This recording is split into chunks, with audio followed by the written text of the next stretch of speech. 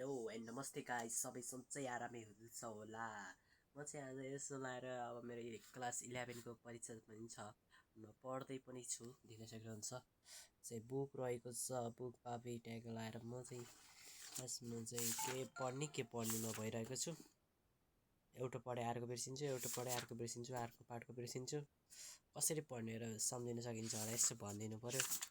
यो मोबाइल चाहिँ फेरि कमेन्टमा गएर चाहिँ मोबाइल हेर्नुपर्छ अनि बल्ल सम्झिन्छ भन्नुहुन्छ होला, त्यस्तो चाहिँ नभनिदिनु होला होइन। र के गर्दै हुनुहुन्छ, सन्चै आरामै हुनुहुन्छ होला होइन।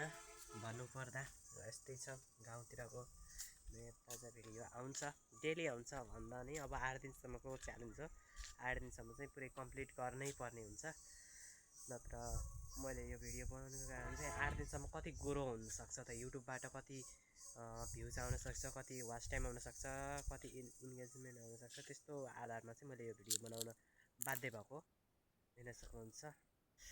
यो चाहिँ हो हामीले सामान्य भिडियो बनाएर पनि कति आउँदो रहेछ भनेर यो चाहिँ हामीले एउटा क्लिप मात्र बनाएको हो। यो चाहिँ डेली चाहिँ आउन सक्दैन, डेली भ्लग चाहिँ आउँदैन। यो 8 दिनको च्यालेन्ज छ, 8 दिनभित्र यो कम्प्लिट गर्नै पर्ने हुन्छ, मैले देख्न सक्नुहुन्छ।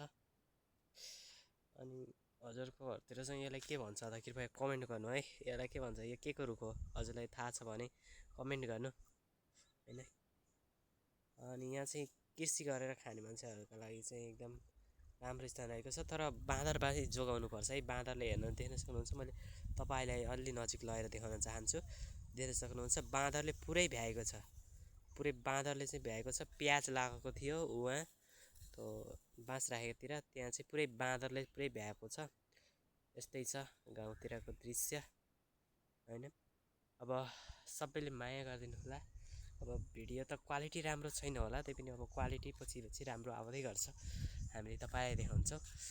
अब केही दिनमा चाहिँ हामी उता मन्दिरतिरको पनि भिडियो बनाउँछौँ, हजुरलाई देखाउने छौँ होइन। यहाँ वरिपरि चाहिँ यो ठुलो पिपल रहेको छ, बर समी सबै रहेको छ। यो चाहिँ नजिक मन्दिर रहेको छ नि, एकदम यहाँ पनि रहेको छ मन्दिर। यहाँ देख्न सक्नुहुन्छ, यहाँ माथि मन्दिर 2वटा रहेको छन्, तल पनि तल देखिएको त्यहाँ पनि मन्दिर रहेको छ।